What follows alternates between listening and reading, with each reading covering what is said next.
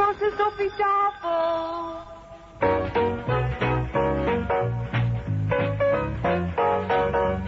The makers of Epic Pure Sunflower Oil, Purine and Pret Cooking Fat, Yum Yum Peanut Butter, Maple Margarine, and Niblets Cheese Twists present the Epic Casebook.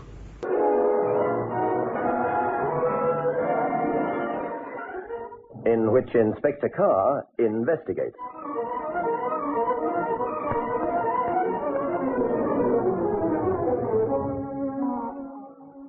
Good evening.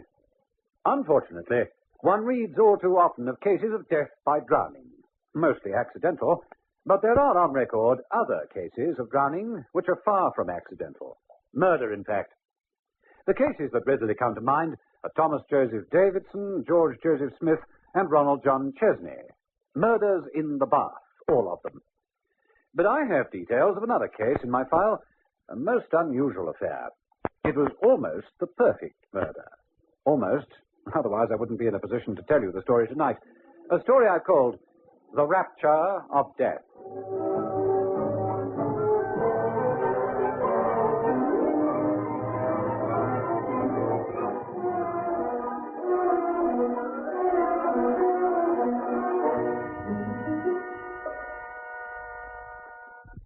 My story begins one morning when I was summoned to the Commissioner's office. Good morning, Inspector. Good morning, sir. Come in and sit down. Thank you, sir. Does the name Nigel Prentice ring a bell with you? Prentice. Oh, yes, that's the skin diving chap. Drowned at Plymouth last month. Yeah, that's right. Last week they held the inquest. The verdict was death by misadventure.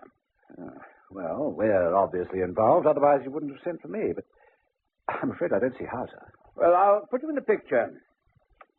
At the time of Prentice's death, a report about it appeared in the papers, but the details are very scanty, for a very good reason.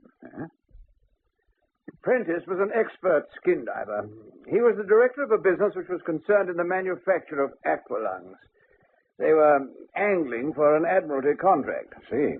When Prentice died, he was in the process of demonstrating some equipment which the firm had perfected to some of the admiralty top brass. Mm-hmm.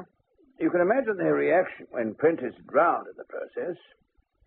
He was one of 3 directors. The other 2 are also skin divers. You've probably seen them on television. Peter and Helen Selby. Oh, yes, I know. Undersea archaeology, adventures with sharks, that sort of thing. Yes, well, they're coming to see you this morning. Apparently, they're not satisfied with the coroner's verdict. Peter Selby spoke to me on the telephone. It appears they want a full investigation by the police. See? But why? Well, that's what I'm hoping they'll tell me. I want you here because I want you to be fully acquainted with the facts. If I do decide to accede to their request, you'll be in charge of the investigation. Yes? Oh, good. Well, send them in. The Selbys? Yes. Would you mind if I chip in from time to time, sir, and ask a few questions? Oh, no, not at all. Mr. and Mrs. Selby, sir, good morning. Good morning. Come in. This is Inspector Carr. How do you do, Inspector? How do you do, Inspector? Please sit down. Now, Mr. Selby. Well, I told you briefly on the phone that the purpose of our visit to you is the result of the inquest. Yes. The verdict was death by misadventure. That's just not possible. Nigel was one of the most experienced aqualungers in the world. Our company, Sub Aqua Limited, perfected a new aqualung. During the time we were working on it, nearly 2 years, by the way, it was constantly used and tested by Nigel. He was a sort of test pilot. I see. When we were completely satisfied that the lung was foolproof, we arranged a demonstration for the people at Plymouth. Now, as you know, poor Nigel died. But he couldn't have died the way the verdict implies. He just couldn't have drowned. For 2 reasons. A, that the equipment was perfect, and B, he was too experienced. And since the accident, both Peter and I have used the equipment ourselves. There was nothing wrong with it, nothing at all. The reason we're making such a fuss is because the government contract we were after involved some 25,000 sets. That's an awful lot of money to us. And I'm anxious to remove the stain that our lung has now got. A reputation it doesn't deserve one little bit. I see. And understand. But why wait until after the inquest before coming to the police? Well, you can imagine how shocked we were when Nigel died. We looked such fools. And I had to test the lung before I could be certain. Mr. Selby, isn't it possible that you had all pinned too much faith in the lung? No. I know what you're thinking, that something unforeseen went wrong.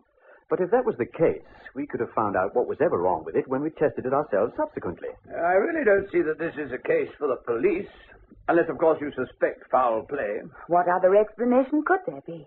Well, if a man drowns, he drowns. Therefore, the verdict is correct. But they presumed that he drowned. They didn't hold a post-mortem. But he was in the water alone. How else could he have died if he didn't drown? Well, that's a good question, Carr. I don't know much about aqualunging and such things, but I've heard tell of rupture of the spleen, and there are instances of divers going too deep and suffering nitrogen intoxication. Am I right about that? Yes. Yes, it's just like having too much alcohol. There's an overpowering urge to shout. One becomes oblivious of danger. One tears the mouthpiece from between one's teeth. Couldn't that have happened to Mr. Prentice? No.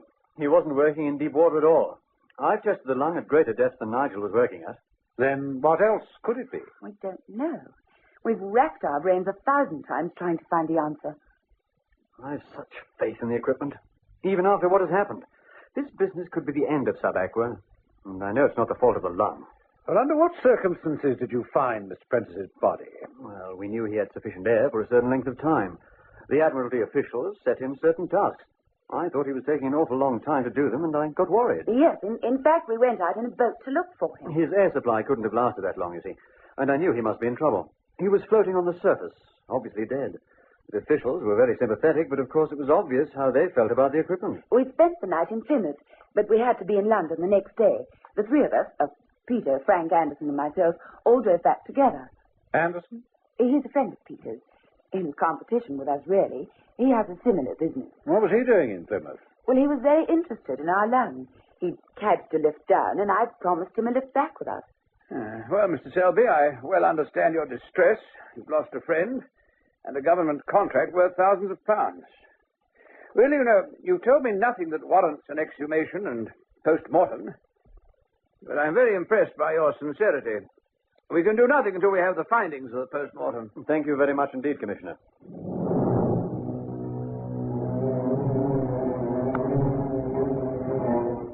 With that, the Selbys left, and the Commissioner made the necessary arrangements. The job was over and done with within 3 days. In fact, it was on the afternoon of the third day that I was once more called to the Commissioner's office. Now, just listen to this, Carr. Yes? The Home Office's report, pathology that is, on Nigel Prentice. I won't read it all, just the relevant facts. Thank you, sir. Yeah, we were surprised to find no evidence at all of small internal bronchial hemorrhages. When a person drowns, these occur due to a lack of air. It can only be concluded, and we are guessing, that the subject died after being subjected to a hyperconcentration of oxygen. We understand that oxygen is not used in aqualungs. For expiration, divers rely on compressed air. Well, what do you make of that? Oh, but surely they wouldn't be foolish enough to fill the lungs tanks with oxygen? Could that have happened accidentally? Or even deliberately? So the Selbys are right. I think we'd better get them in and tell them the results. Very well, I'll arrange it for you. You know, we should have realized this before. Of course he didn't drown. If he had, they wouldn't have found him floating on the surface. Right. His lungs would have been filled with water, and the weights, I presume he was carrying, would have taken him to the bottom of Plymouth Harbor.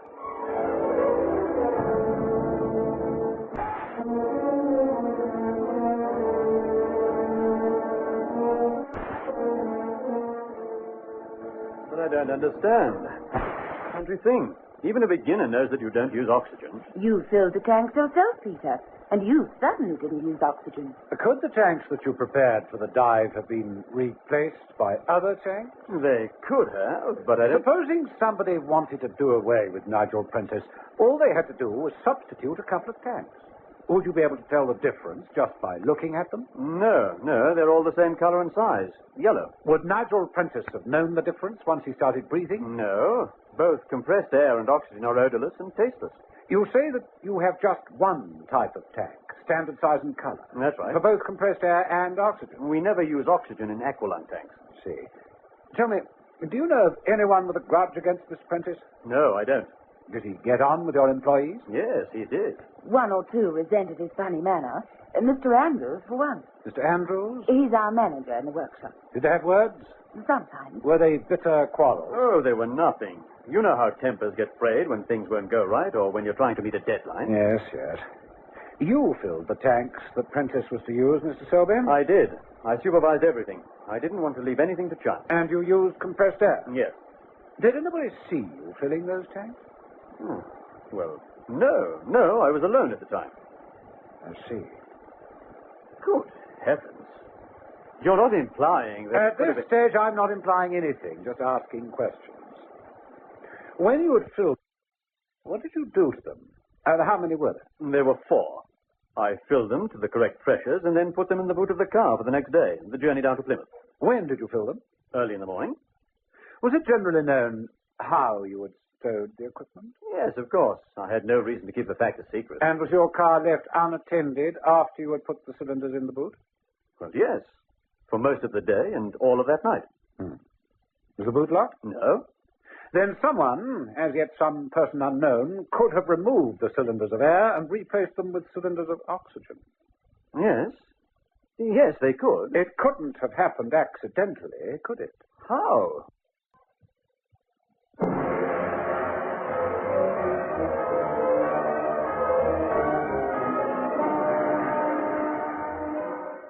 I could see that it wasn't going to be easy. Such a long time had elapsed between the death of Nigel Prentice and the start of our investigation. If it was murder, and it looked very much like it, then the murderer had had plenty of time to cover his tracks, supply himself with an alibi, and cast suspicion elsewhere. It was a tough one, all right, but I like them. They constitute a challenge. I decided to visit the factory there and then. I took a car and followed the Selbys to the factory in Camden Town.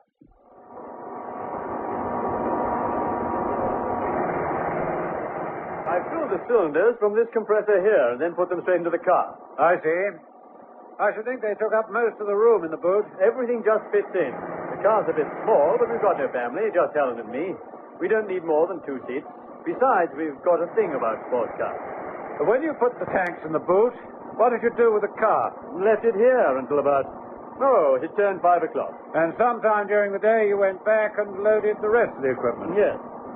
I don't suppose you noticed whether the cylinders had been moved or not. No, I'm afraid not. I never thought about it. And if your cylinders of air had been replaced, you wouldn't have known, as all of them are yellow. That's right. Look, can we move into your office, Mr. Selby, where it's quieter?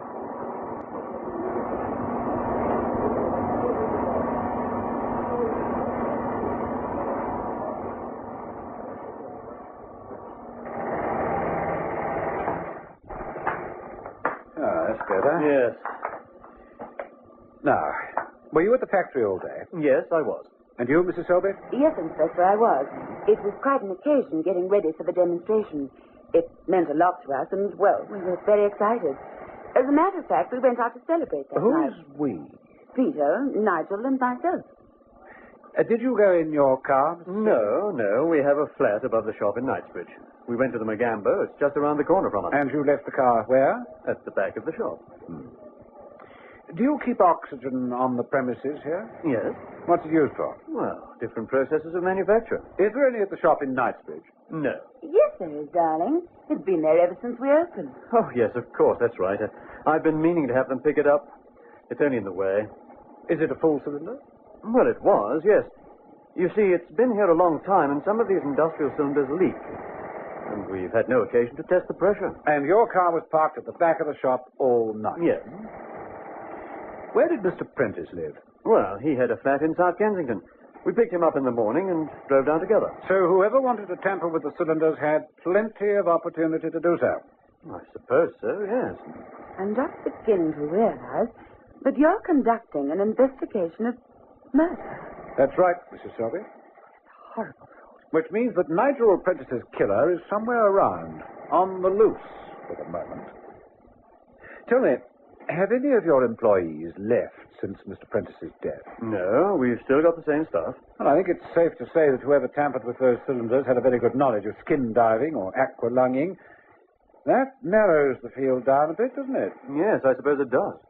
It'd help if I could find a motive.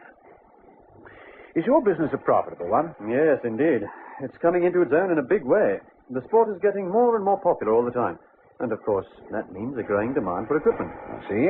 So the company pays handsomely to the shareholders. Well, with Nigel gone, that just leaves Helen and myself. Does it indeed? So you are better off than ever. Unless, of course, his shares have gone to some relative. Nigel had no relatives. Lady friend, perhaps? As far as we know, Nigel was unattached. Isn't that so, Helen? Yes, he was far too wrapped up in his work. Then what's the position? Oh, I don't know. It's a little awkward. If Helen and I bought the shares, the proceeds of the sale would go into his estate. But he didn't leave a will. I don't know the law in that regard, but it's going to make a nice legal tangle. So summing it up, or putting it bluntly, it looks as though you and your wife benefit a great deal from his death. Yes, I suppose you could look at it like that. I wonder if I could use this office here to speak to Mr. Andrews, your manager. By all means. Sergeant Jackson. Yes, up. Find Mr. Andrews, the workshop manager. Bring him here. Right up.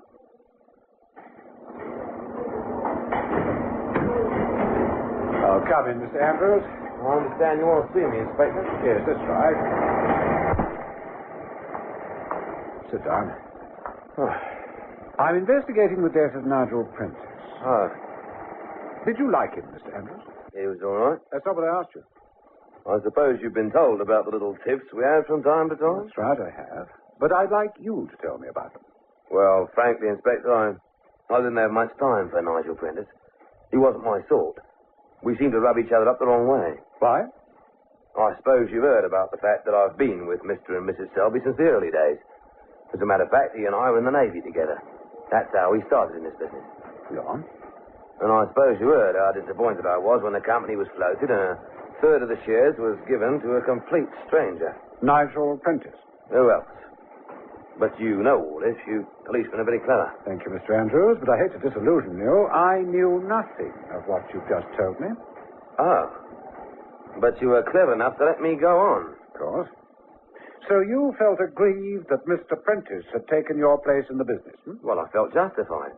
I've worked harder for this business than he had. What was your reaction when you heard he was dead? Oh, shocked. It was so sudden and unexpected. Was it, Mr. Andrews? Yes. We tested the gear for hour after hour.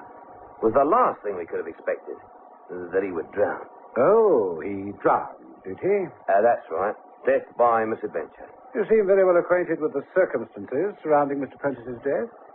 You seem to have taken an extraordinary interest. Not really, Inspector. I was extremely interested in the development of the new lung. I was appalled when it didn't work. Did you hate Mr. Prentice? Well, Mr. Andrews? There was no love lost between us. Because you felt he had what should have been yours. I've never been able to hide my true feelings, so let's start now. I was very hurt when Mr. Selby and his wife took in Mr. Prentice. I resented it a great deal. And did that resentment grow big enough for you to seek revenge? Revenge? What are you talking about? Did you know that oxygen, pure oxygen, can kill a man if it's in his aqualung equipment? Yes. Any fool knows that. I didn't know, but it is generally known in this line of business, isn't it? What are you getting at? Mr. Prentice did not drown. He was subjected to a hyperconcentration of oxygen. But how? Someone, Mr. Andrews, tampered with the cylinders used in that fatal demonstration. Well, I know nothing about that. Are you sure?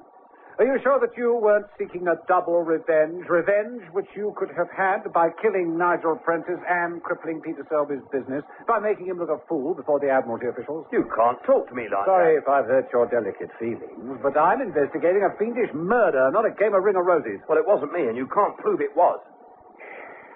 You're quite right. I can't.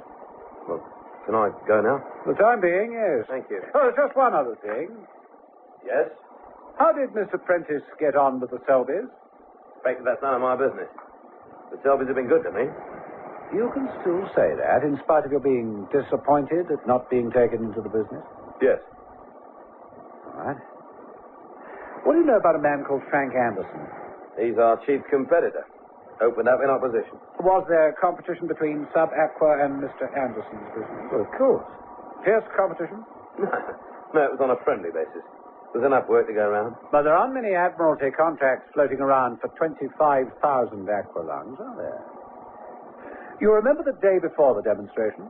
Yes? Was Mr. Anderson there when they were getting the equipment ready? Well, yes, he was. Doing what? Oh, he was chaffing us, but very good-naturedly. I see. Well, Mr. Andrews, I'd like to see every member of the staff, one at a time, in here.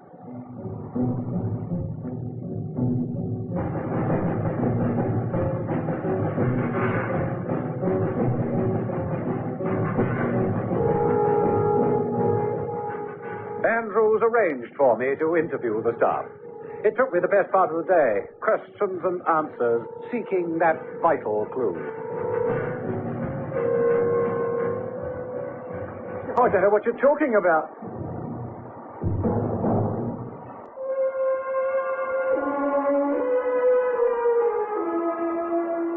Yes, I know where the oxygen is. So does everybody what works here.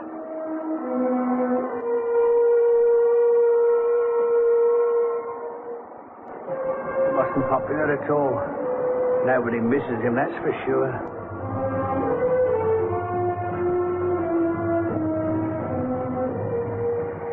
He was ever so sarcastic. Had a tongue like a whiplash.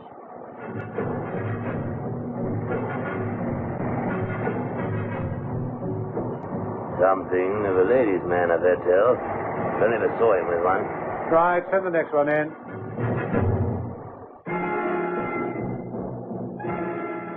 And so it went on, question after question. I was getting nowhere, except two facts emerged.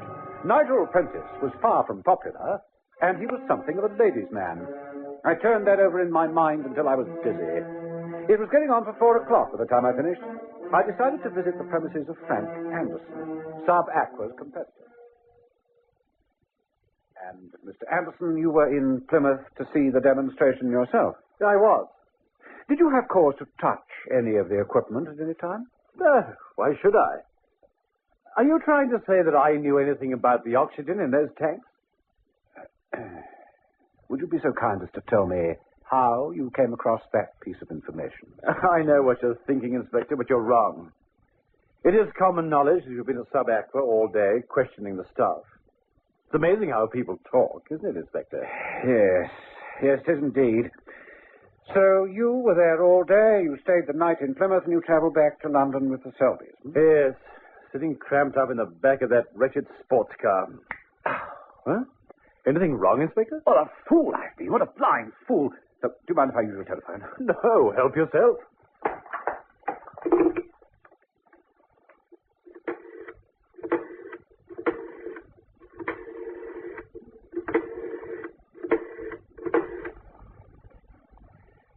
New Scotland Yard, Carr speaking. I want to take out a warrant for the arrest of Helen Selby for the murder of Nigel Prentice. I was right. She did it. And for a very good reason. She had been indiscreet with Prentice, and he had threatened to tell her husband. She couldn't have risked that because it would have threatened her security.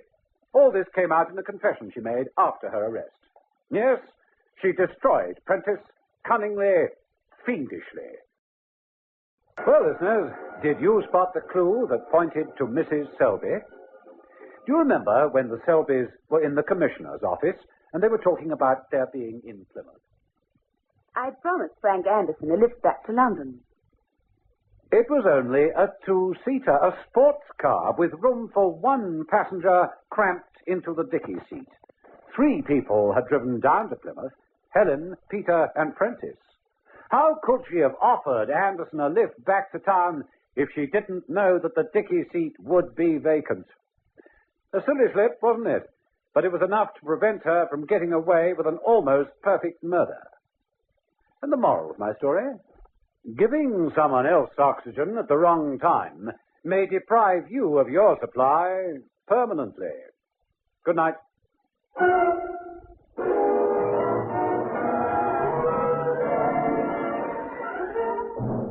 The Epic Casebook was produced by Michael Silver for the makers of Epic Pure Sunflower Oil, Maple Margarine, Yum Yum Peanut Butter, and Niblets Cheese Twists, with Hugh Rouse as Inspector Carr. Listen again next Thursday night at 9:30 to another exciting story from our Epic Casebook.